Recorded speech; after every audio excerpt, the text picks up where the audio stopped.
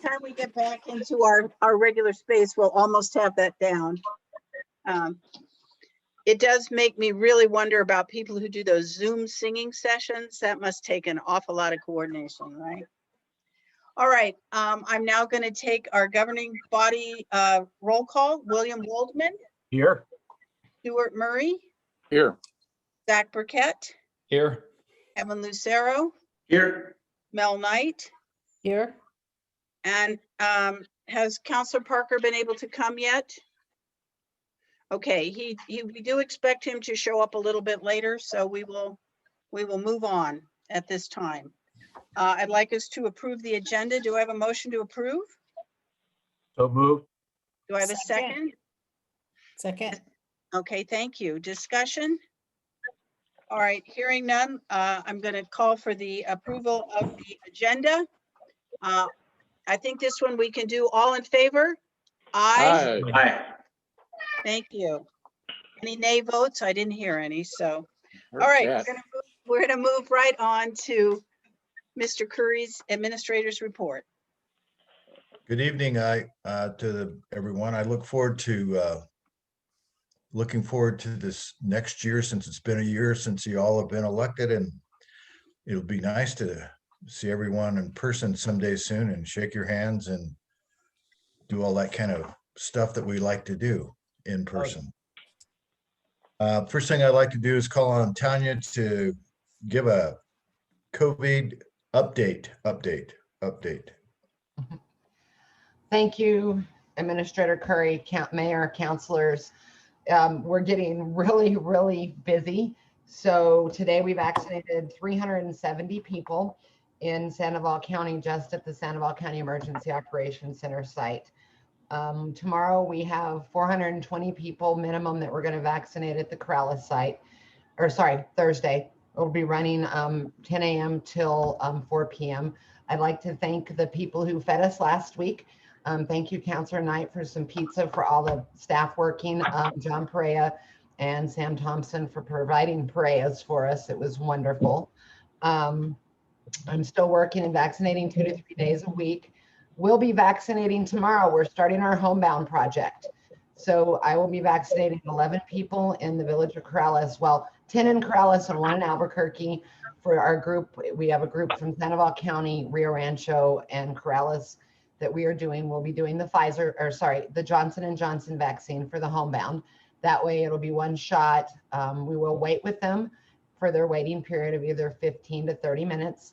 So really, really excited about that. We're going to do this. We're looking at every other week. So it'll give us time to build our list of people who qualify for homebound and get that set up. I'm just really, really excited. I'm doing a lot of registration for people who don't have computers, are not good at computers, can't get their codes in right. I am, this afternoon after vaccinating, spent a couple hours just returning phone calls. So I'm really excited that we're moving forward. I'm going to go Friday to the town of Bernalillo is doing a site. They've partnered with Albertson. Sandoval County Emergency Management was able to get a partnership with Albertsons. We're going to be doing 1,000 vaccines down there. I know a lot of people from Corrales have also been called. I'm going to go down to meet what their vaccines are from Albertsons also, to see if they want to do a partnership and run 1,000 dose day at Corrales also, and pick up a different day. Once again, the staff that's helping, thank you, Chief Martinez, for giving me staff, the firefighters that are coming in on their days off, and the volunteers that are coming in their days, library staff, public works, parks and rec, planning and zoning. It's been wonderful. And I'll be happy to stand for questions for anything that you may have to ask me on COVID. Yes, I see Councilor Murray clapping, and I think Councilor Knight has a question, and then Councilor Waldman. Yeah, thanks again for all your help and information. And thank you to all your volunteers. I was wondering, do you know, as far as a percentage, how many people Sandoval County has vaccinated? Yes.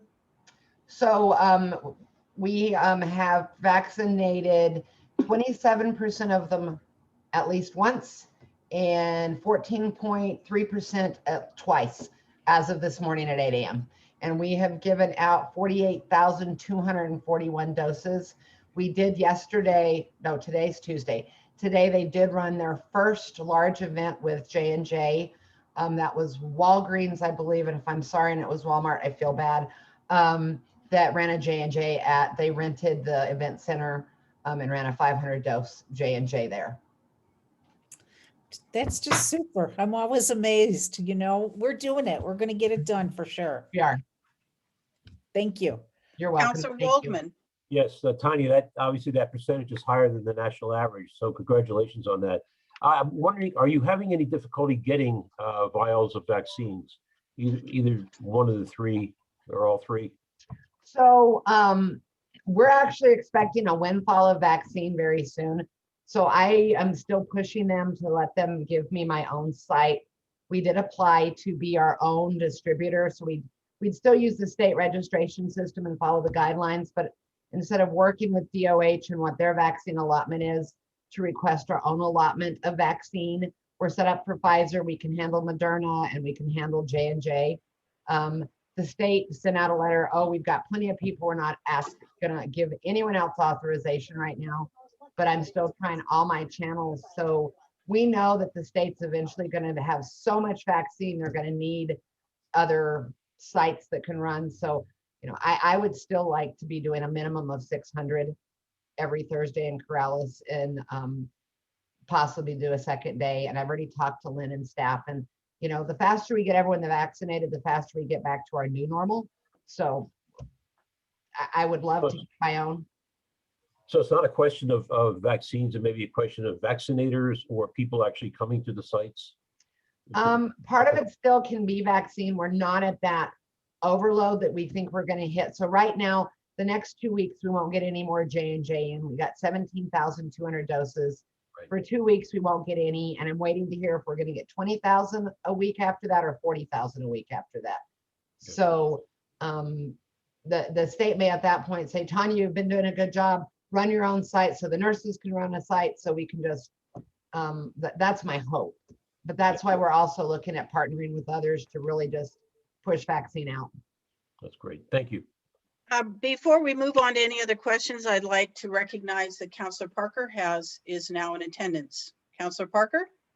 Hello, Mayor Roque, Yes. councilors. Sorry, it was the stars almost aligned today to make me on time, but I was off by 5 minutes. So anyway, It happens. Are there any more questions for Commander Latin about COVID? All right, I really want to thank her. We all know she's been doing a wonderful job. And our state apparently is doing a darn fine job in getting the vaccine out. We're on #1 on a list that we'd like to be #1 on for once. So that's really good news. Okay, thank you. Thank you so much. Thank you, Tanya. I'd like to turn now to Aaron to give a brief, quick, short update on ICIP and the state legislature. Yeah, thank you, Ron.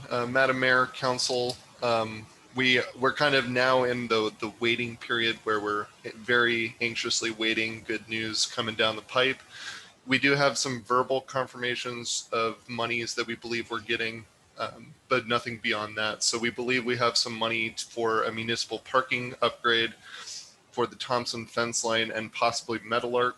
Beyond that, I'm not really sure. I know that they're also looking pretty heavily at a lot of kind of the staples where we get money every year, such as the fire line, even some wastewater funds possibly. So we'll be keeping our ear to the ground, and as soon as we get some good news, we'll throw it your way, and I can stand for any questions.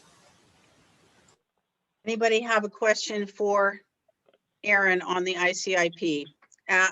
We are going to get some money. I'm not quite sure how much yet, and we'll find out when that budget is finally passed and signed exactly what we've got. But I want to thank all of you. And of course, now we're going to start fairly quickly into the new season. We're going to be able to take some things off of our ICIP list, always good. And then we'll be able to put our heads together and see what we want to look at in the future for some other ideas for our list. And our budget process, that's coming up too. Never a dull moment. Thank you. Administrator Curry? All right, next thing I'd like to do is just give a quick shout out to Councilor Woolman. We had a very productive and very interactive meeting, I would say, with the folks up at the end of Sagebrush Trail. And so I want to thank the counselor for helping put that together. And I know we've got some things that we need to report back on, and we'll be doing that. I think Michael has pulled together some information, and so we'll be able to do that. We've also been working with Lynn on some of the issues regarding some of the grass issues, planting grass or whatever we need to do to prevent some erosion. So thank you, Councilor Wallman, on that. Also Yeah, coming up, I was just going to say the activity continued well beyond the meeting. So we appreciate your follow up on that. okay. Coming soon to a Zoom meeting will be we're looking at sometime in April or May, a joint work study meeting between planning and zoning and the council on casitas. And so that's something for us to look forward to. And when we get a date worked out, I will certainly pass it along, because that continues to be an issue of great interest among everyone in the village.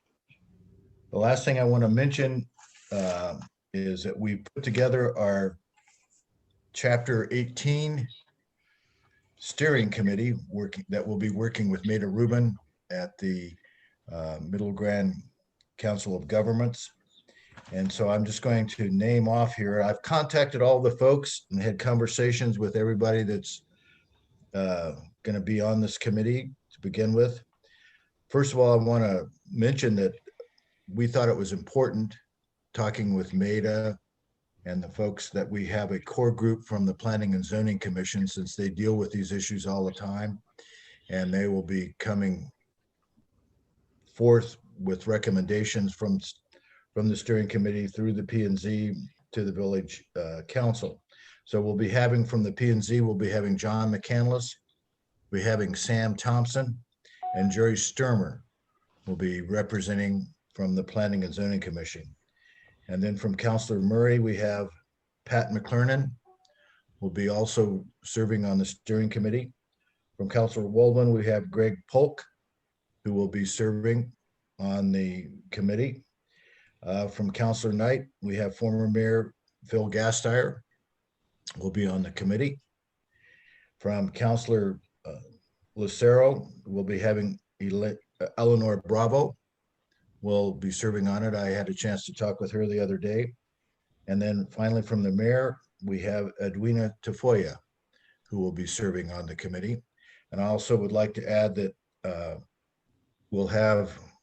I'll be in and out of on this committee, observing and making suggestions as we go along, as will Randy Audio and one of his folks that will be working.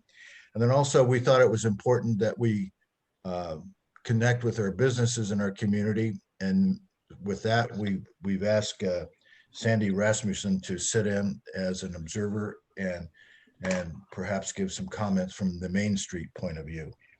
So that, I've had a chance, like I said, to visit with every one of the folks.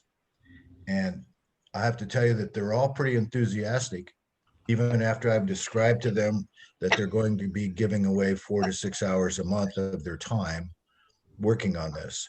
And I think that's terrific. All the folks seem to have a real desire to dig in and do some work on this. Told them that it was going to be 4 to 6 hours a month, looking at the next 12 months or so.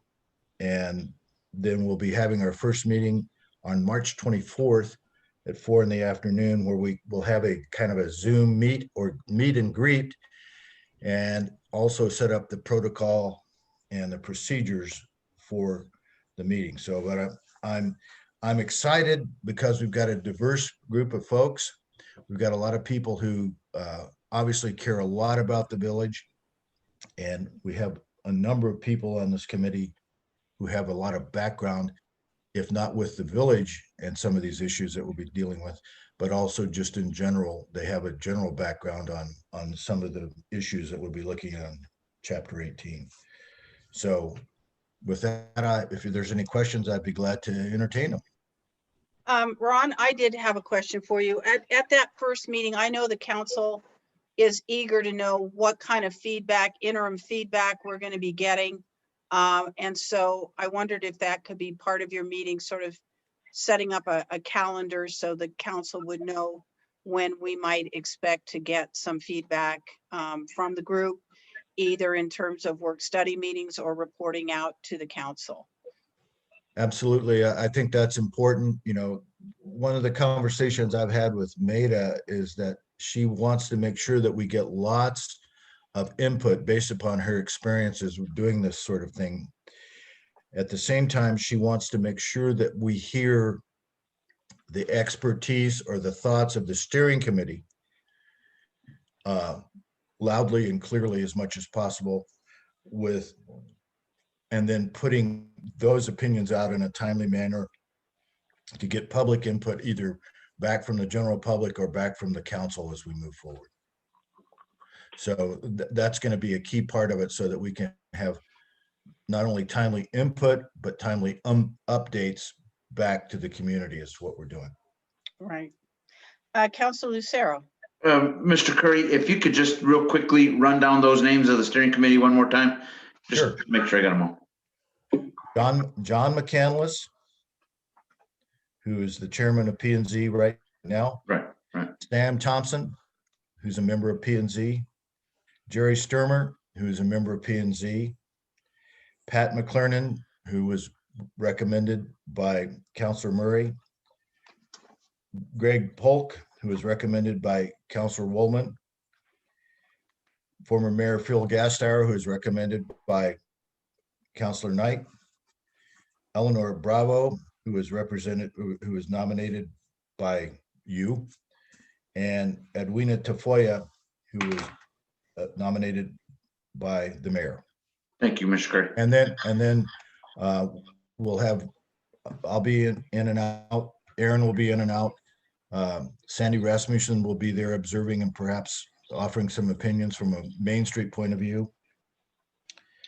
And of course, Lori Stout will be in and out as well. Councilor Waldman. Ron, would it be possible just for this first meeting, if any counselors want to be non-participant observers, to just kind of sit in on the Zoom meeting just to see what the ground rules are and things like that? Absolutely. I would encourage that. That was great. So if you could send out the Zoom. Yeah. So great. Thank you. All right. Is that the end of your report, Administrator? That's it. All right. I think I see no more questions, so I'm going to move on to our counselors forum. This section is for information purposes only, not for discussion and debate. To inform the governing body of an issue concern that would not be addressed on the agenda during the business session. Do I have anyone who wishes to? Councilor Murray? Yeah, thank you, Mayor. Certainly. For those items that did not make the agenda this time, I would like to see them on the next meeting. I think Councilor Knight had proposed Chapter 18 additions, like abandoned buildings and cluster housing. I think Councilor Waldman wanted Salsey Park discussions on as well. I think you mentioned the 50th anniversary of the Village Incorporation. There was also, I think Councilor Waldman wanted to talk about broadband in the village. And then if you could give us an update about the in-person meetings. I understand things are changing really rapidly around here, but maybe, see where the governor is thinking about, going to in-person meetings again. So just an update, to where that's at. That's Certainly. it. Certainly. Thank you. Councilor Knight? Yeah, just to make clear, when I brought up the cluster housing and the abandoned homes in the last meeting, I didn't know if it should be an agenda item or not. I just figured I wanted whoever was working on Chapter 18 to also address those issues. So I don't know if we need to wait until some of that is already clarified or whatever, but I wanted to thank Counselor Murray, I just received your very thoughtful 3-page with information about your concerns about the cluster housing. And thank you for sharing that. Counselor Waldman.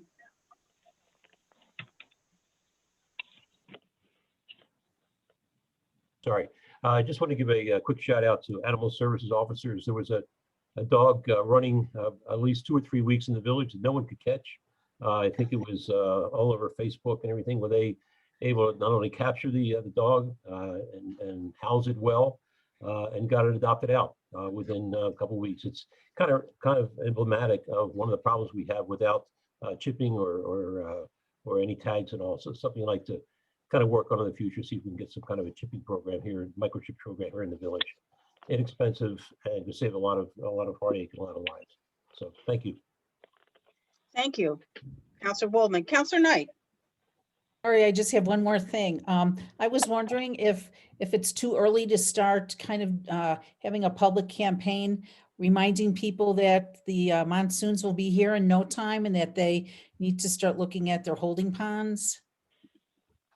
I don't know if Jeff Radford would do that or if that has to be some kind of a campaign run by the village. Because I know last year there was some signs up and some information just to kind of remind people that they need to make sure that their water stays on their own property when it rains. Thank you. Anyone else? All right, thank you very much. Do we have anybody for the Coriolanus Forum this evening? Aaron? No, Madam Mayor, we do not. Thank you. All right, thank you. Then we'll move on to our consent agenda.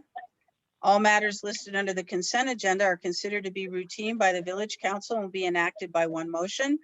There will not be separate discussion of these items. If discussion is desired, that item will be removed from the consent agenda and will be considered separately. The item, do I have a motion to approve the consent agenda? Make that motion. All right, thank you. Do I have a second? Second. Is there any discussion? All right, let's go ahead then. And if we have a motion to approve, let me take a voice vote. Counselor Lucero, Aye. Counselor Knight, Aye. Counselor Parker, Aye. Counselor Burkett, Aye. Counselor Murray, Aye. Counselor Waldman. Aye. Thank you very much.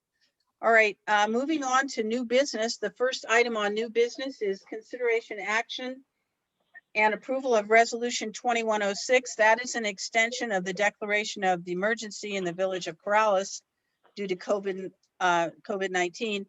And I would like to ask our attorney, Randy Audio, to more or less address Councilor Murray's concerns.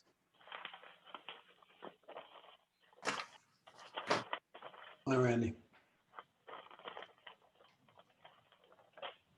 Randy? We might have just lost him.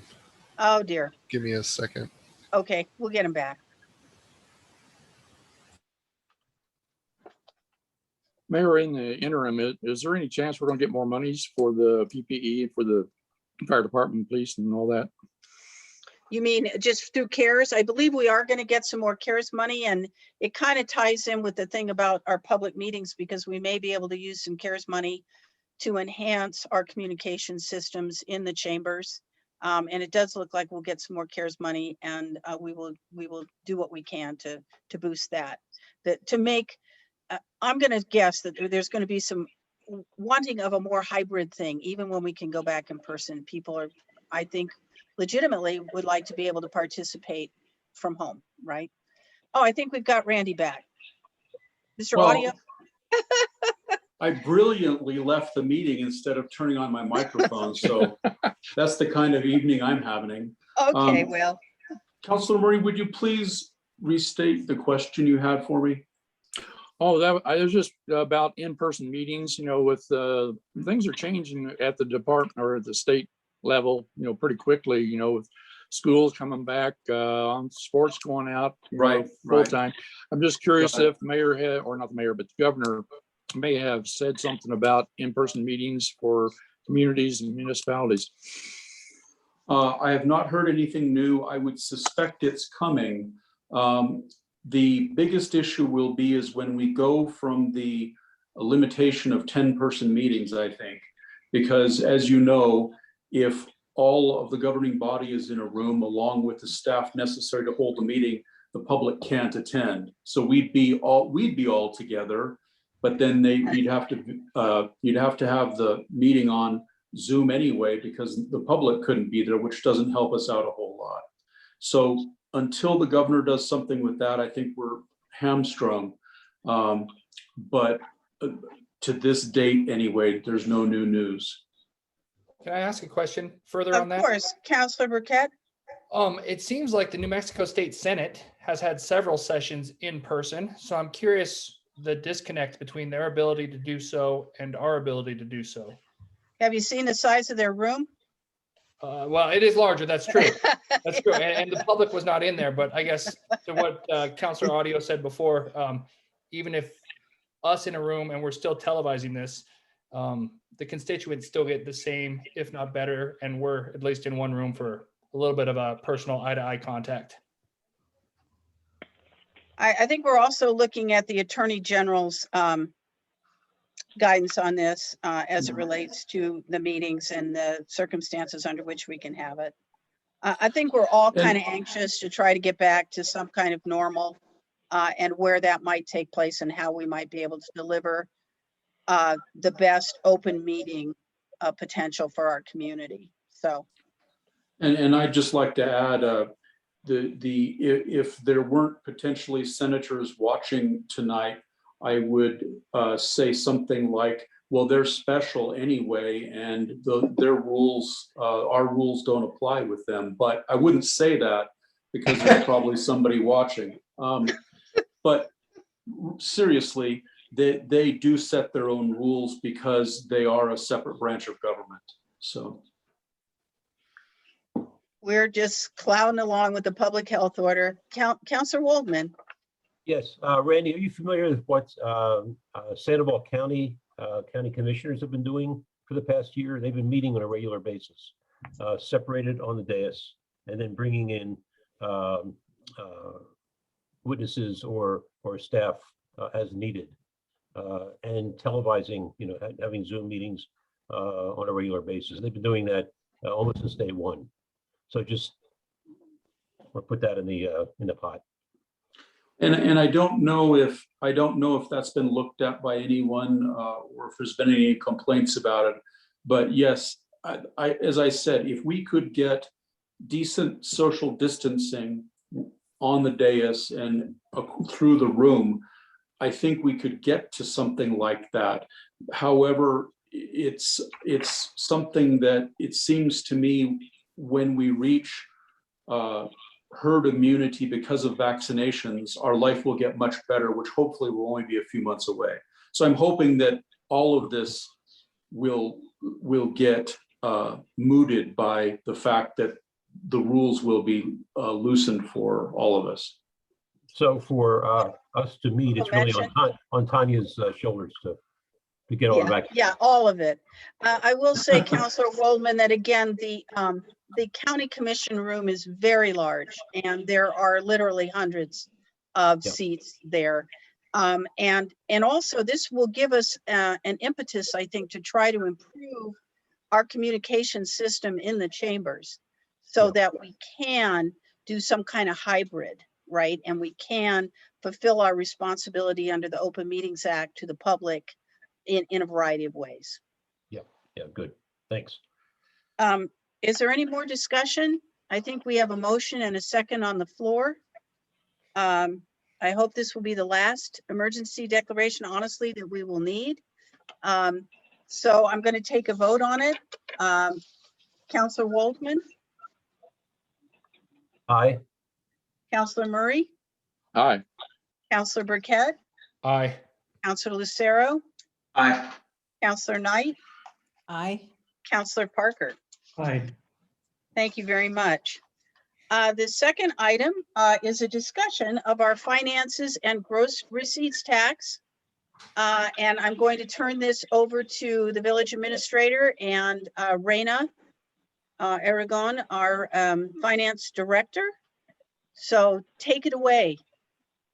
All right, thank you, Mayor, and I'll ask Raina to join here shortly. We are obviously still closely monitoring the gross receipts tax. You've seen the numbers, they've been up and down, a little bit up. And based upon conversations that I've had, we still are looking at this as being something that is turning. I think the legislature feels the same way based upon some of their appropriations and some of their budget projections that they have made through the LFC, and then going on forward to the floor of the Senate with their budget, with the amount of reserves that they have in place. So I think as far as the village is concerned, we're going to be in a good place. If we do need to make any adjustments, we've got the ability to make that in some of our departments, administratively and through the finance department. So Raina, I don't know if you want to add anything to that. Good evening, Mayor, Council. At the last meeting, Councilor Murray asked for a financial update, so I just put together a spreadsheet for you. And basically, you can see where we're at as of February 28th in the general fund on that spreadsheet. I could go over the whole spreadsheet with you, or if you think it's self-explanatory, then I'll let you get to it. But there are a number of factors that go into these. Basically, what we're looking at, the first section is our revenues. The factors that we're waiting to find out about within the next few weeks are our gross receipts, like Ron said, our property taxes.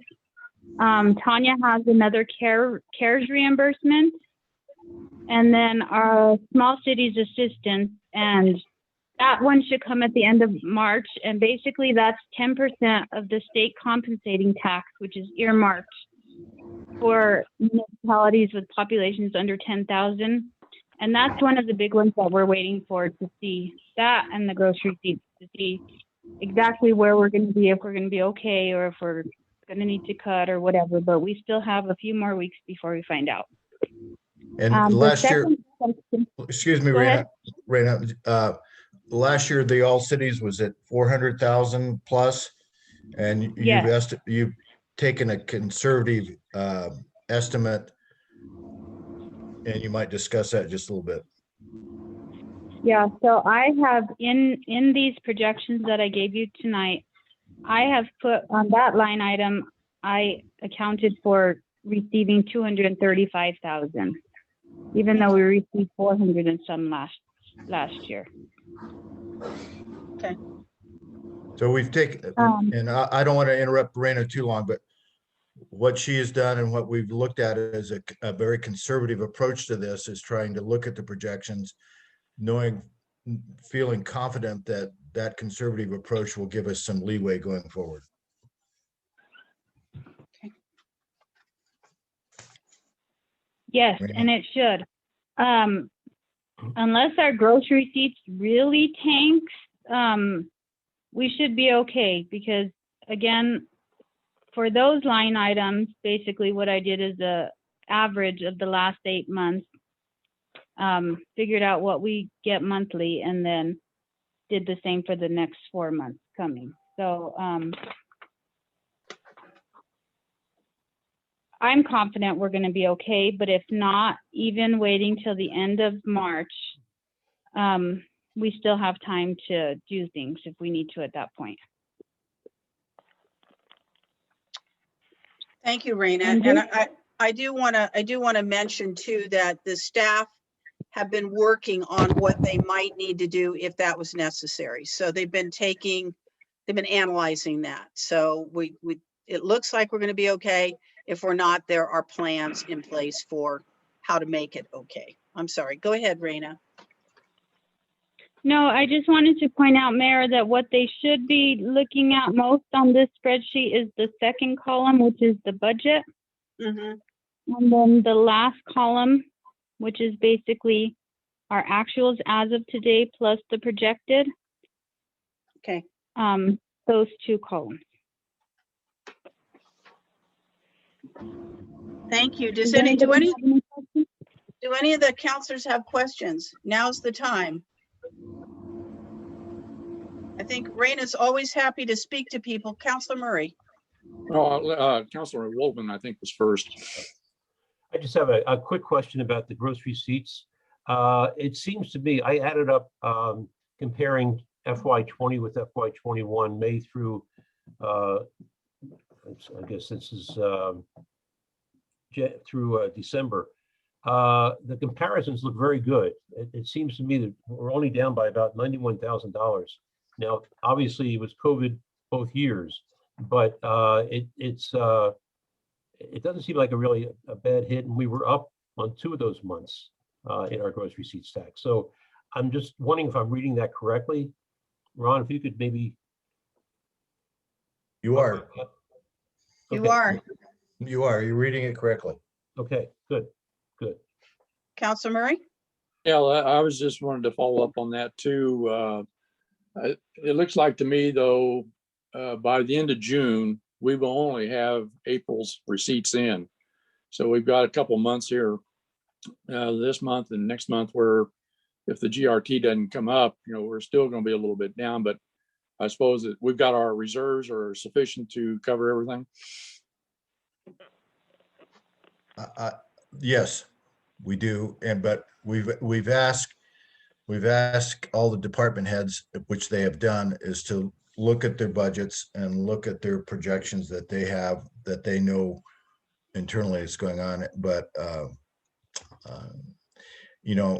I feel optimistic. And like we always say, hope is not a strategy, but we have some numbers there that we can bank on. And again, on the larger number on the all cities reimbursement that Raina mentioned, she's taken a very conservative approach, which I congratulate her on for that. And I think that gives us enough of a cushion to proceed. Yes, and also Tanya's CARES reimbursement, the last one is not in here either, and that should be 100 and some thousand. I think we're going to be okay. Counselor Wolfman. And just a quick question on the gross receipts. These numbers look, as I say, pretty good. Is there one category of business that is contributing most to the gross receipts that we know? Is it restaurants, or is it what's the makeup? That's the good old same old question that we ask almost daily, because the DFA sometimes is like the Wizard of Oz, the man behind the curtain, that we can't get the answers to because they're prohibited by policy or by law from giving that. And so Really? we have to almost guess. I can look at the businesses that we see on Perales Road, and I have a feeling from talking to them, the ones that have done well and are doing well throughout COVID. What we don't have is a sense of people who are paying gross receipts tax that we can't see them doing business necessarily out of their home, that they may be paying gross receipts tax on. So I think the legislature and certainly municipalities have struggled over the years trying to get a clear vision as to what we can, where the monies are coming from, so that municipalities can plan. But so far we haven't been able to extract that out of the Department of Finance and Administration. The state, we passed a couple years ago taxing online sales. Do we get money indirectly from the state for that at all? We will, but not yet. I think it's going to start in July. It's either this July or the following July. We will finally get a internet tax. Great. Good. Thank you. But Administrator Curry is correct. It's very frustrating. It seems counterintuitive that you can't figure out who your biggest contributors of GRT really are. You can kind of guess, but I would just say let's keep buying those pickup dinners and go to the Merc and, you know, shop local, because that's really what keeps our gross receipts tax coming in. So, Raina, did you want to add anything else? That was it. Again, if any of you ever want to sit with me so I could explain anything to you or the way we do things, you're more than welcome to. Thank you, Raina. Thank you very much. And I appreciate that, you know, that Raina is trying to make it as transparent and understandable to everybody as possible. So please keep those questions coming, so that, you know, you're clear on the kinds of decisions that you really need to make. Okay, we're going to move into item number 3, which is a discussion of fences and walls. This item was put on the agenda at the behest of Councilor Burkett. And you will see that there have been there's an executive summary that was prepared by the clerk, and there are some materials to sort of put a frame around the discussion. And with that, I will allow Councilor Burkett to speak to the item. All right, I appreciate you letting me have a few minutes to discuss this. This has been the number one thing I've had constituents talking to me about recently is fences in the village, specifically fences on Corrales Road. Looking back at the history of this topic, it looks like it's been in discussion for at least 25 years in one capacity or another, whether it be the scenic byway, which comes with some restrictions and responsibilities, to you look back at our most recent comprehensive plan, they very specifically talk about scenery, agriculture, how important it is to the village. There's been attempted efforts to do fencing ordinances in the past, actually almost 10 years to the day. We had a fencing ordinance that was tabled for rewording, and in the 10 years since then, it has not been reworded. So my hope is that we can take a little bit of time and take a look at this and find a way to preserve some of the heritage of the village, preserve some of the views in the village, and also take significant care to respect people's property rights. So as mentioned in some of the documents that are included in the packet, Los Ranchos actually has a pretty nice looking policy on this, where they give people the ability to have fences up to 6 feet, same as we do here. They have some restrictions. If you're within a certain range of front easements, they have different restrictions for side and back easements, but their goals are to allow people to reap the benefits of fences, whether they be privacy or keeping animals in or keeping animals out or noise abatement. All of these reasons people would want a fence, those are all protected, but there are caveats that will also allow the views to be protected, which has been discussed for some time, and I'd love to hear everybody else's opinion on it. I wanted to say thank you very much. Aaron, do we have a speaker signed up or two on this item? Yes, Madam Mayor. The only person who signed up is Sandy Rasmussen. Gotta unmute. Okay. So I just wanted to, I don't know that the council knows, the scenic byways designation was, I believe, done with Main Street in the village way back in the old days, so to say.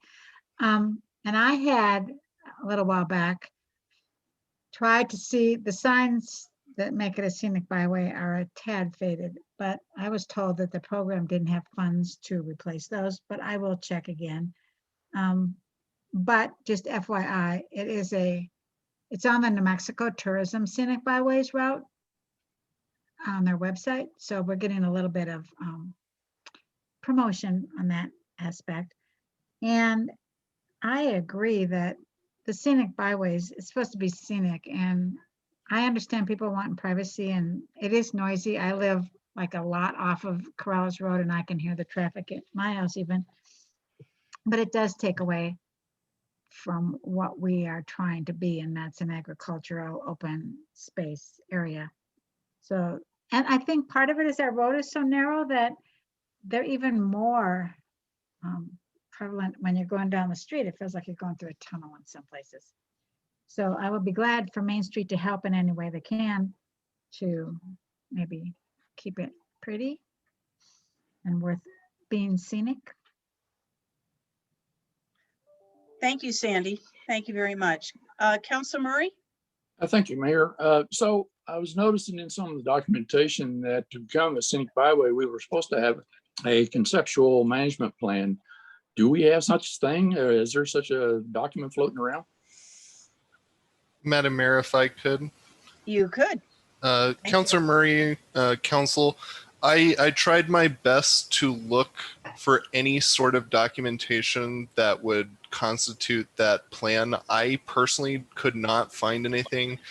I also got in touch with DOT, who did not produce anything.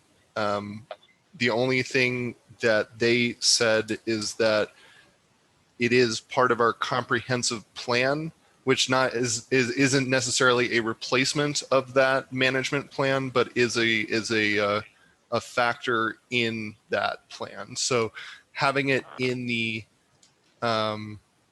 comprehensive plan is at least part of what that management plan would entail. I might also ask if I may ask Sandy Rasmussen on behalf of Main Street if there is such a plan that she's aware of.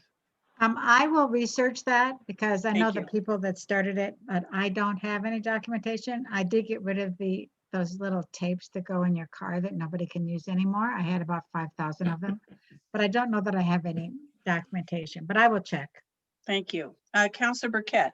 So point 139 in the village comprehensive plan specifically calls for a management team along those lines. Now, whether or not it was ever implemented is a question for a different day, but it is specifically called out in the comprehensive plan that the village put together, that this scenic byway management team should exist. I just want to ask you, Councilor Burkett, and then I'll get back to you, Councilor Murray.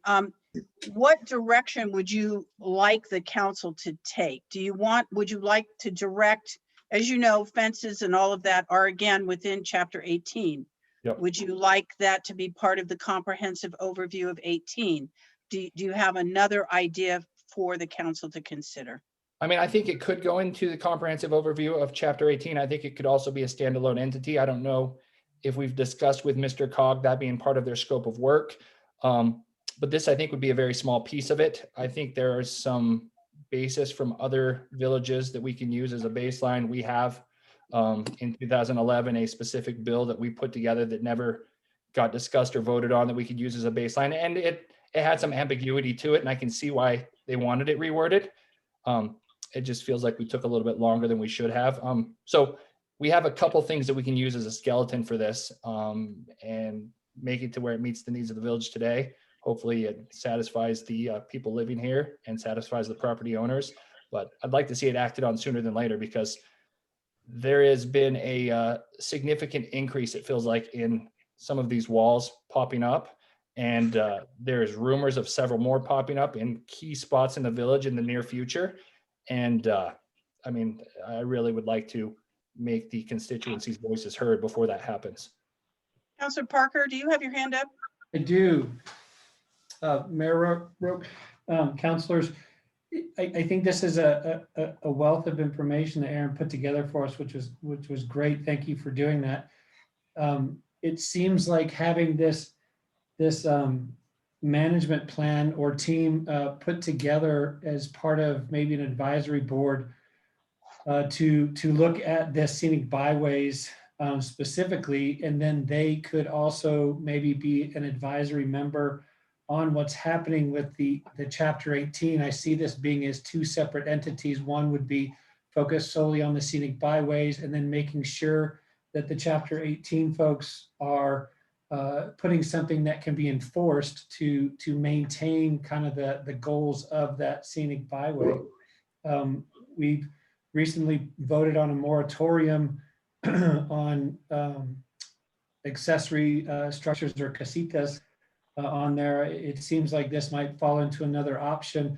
Maybe the idea shouldn't be that we're going to rush to slam something together to prevent some of the things that Councilor Burkett's speaking about, but maybe we can hit the pause button on it until the chapter 18 folks can get their stuff together to address it in a meaningful manner on there.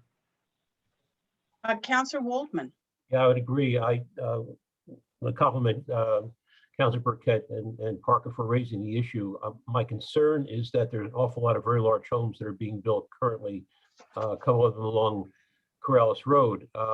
It may be that a moratorium on wall building at this point might be in order.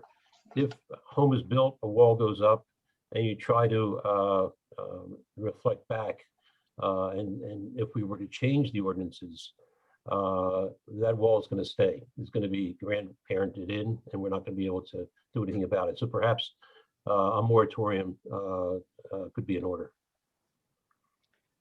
Councilor Murray, did you want to speak?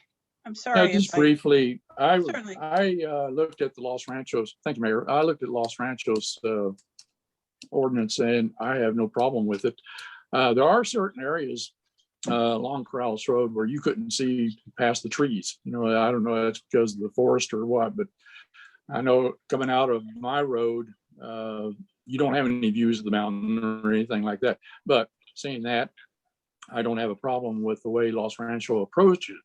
I guess the other question is, since Loma Larga has the irrigation ditch running alongside it, it's probably not so much of an issue. It seems to me that there along that way, you know, you can see pretty well off in the distance, you know, and across into the properties that are below the ditch bank. But do we want to consider Loma Larga as part of a scenic byway, you know, as part of this management team? So it's just some thoughts that there may be places where fences, you know, don't obscure the views because of the forest and the trees and so forth. But anyway, I don't have a problem with Los Ranchos' approach to it. Thank you. Do I have any other questions? Yes, Councilor Knight. So I was thinking that the scenic byway was just on Corrales Road. It didn't is. mention Loma Larga, I don't think. It is. Okay. That's the only one that's designated. Councilor Burkett? That was the key ambiguity with the previous version of the bill was, does it apply to Corrales Road or does it apply to every road that's village owned? And it was presented one way, it was worded a different way. And that was really what kept it, I think, from progressing through the village council was it wasn't clear what they were trying to push forward. I think at a bare minimum, we need to look at Corrales Road. And really that's, in my eyes, the key thing that we need to focus on preserving. Now, if there's a motion to do it in other areas, and Old Church, probably historic districts, there's probably some value in that, which we have rules in the historic district. We just maybe need to expand some of those regions. But that was certainly a point of contention in the past is where does it apply? Councilor Parker? Mayor Rogue, councilors, Councilor Burkett mentioned it. I was just going to bring up Old Church Road. Seems like the only other location that might have that value. I am just wanting to try to get a sense of the consensus of this group. If as a result of this discussion, the group feels that it is ready to make some kind of motion for direction at this point, or if we're going to have to kind of continue to think about what avenue we want to take.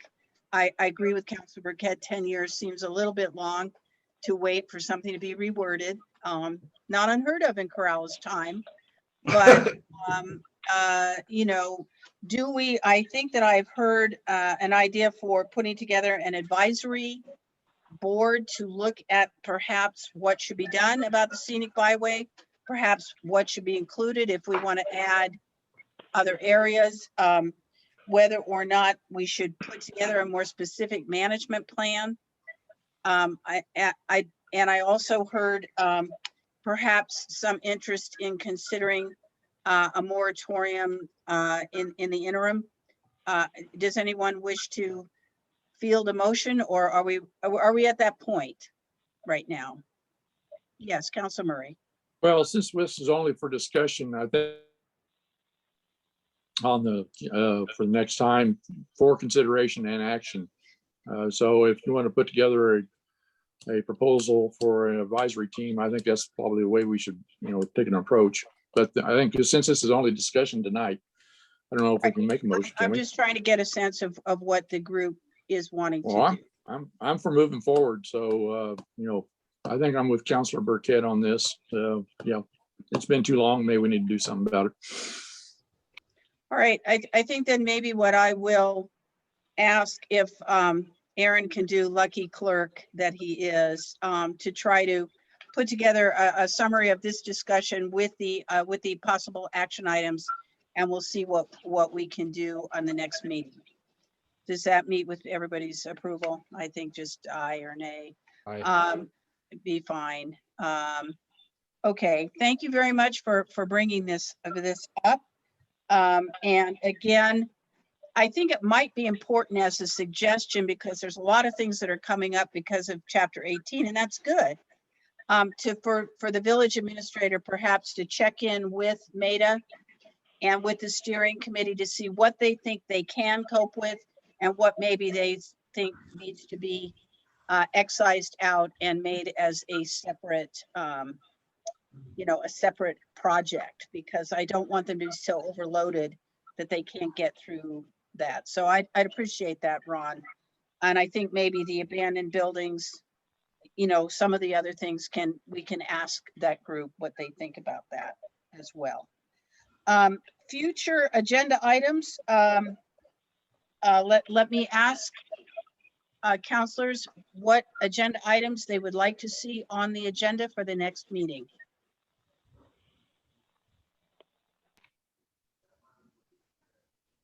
Councilor Murray. Other than what I mentioned back in the counselor's forum, Salsey Park, broadband in the village, I think that's important too, because Councilor Woldman, Councilor Woldman. Well, I think, yes, but I also am going to be in discussions with our legislators after the session ends about potentials for funding for broadband. And, I think there's some things that we can talk about, and if we've got something to report, we'll definitely put it on. Salsey Park, I believe maybe, if I'm understanding, it had to do with the pile of dirt and the pile of wrap. And I think perhaps Ron, in his administrator's report, can give an update on that. I do know some information about that. Did you want cluster housing on as a discussion item, Councilor Murray? Yes, I do, because I think we need to give the steering committee at least a sense of direction, whether the counselor is on board with this. And it's a discussion we need to have. It's been brought up and written in the comment. I think the public needs to weigh in on this as well. So I'd like to have a short discussion. All right, it will be put on for discussion. Thank you. Absolutely. All right. There will be other items, don't you fear, on the agenda for next time.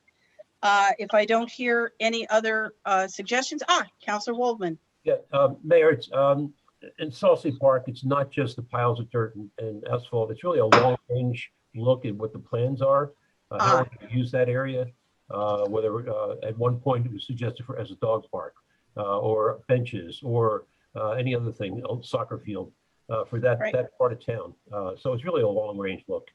Okay, that's great. We will put that on and we will let staff know, because they certainly have quite a bit of information and background on the many ideas that have been fielded for Salsey Park.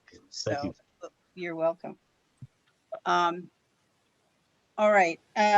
Hearing nothing else, I would entertain a motion to adjourn. Motion to adjourn. Had his hand up. Yeah. Did someone else have an item?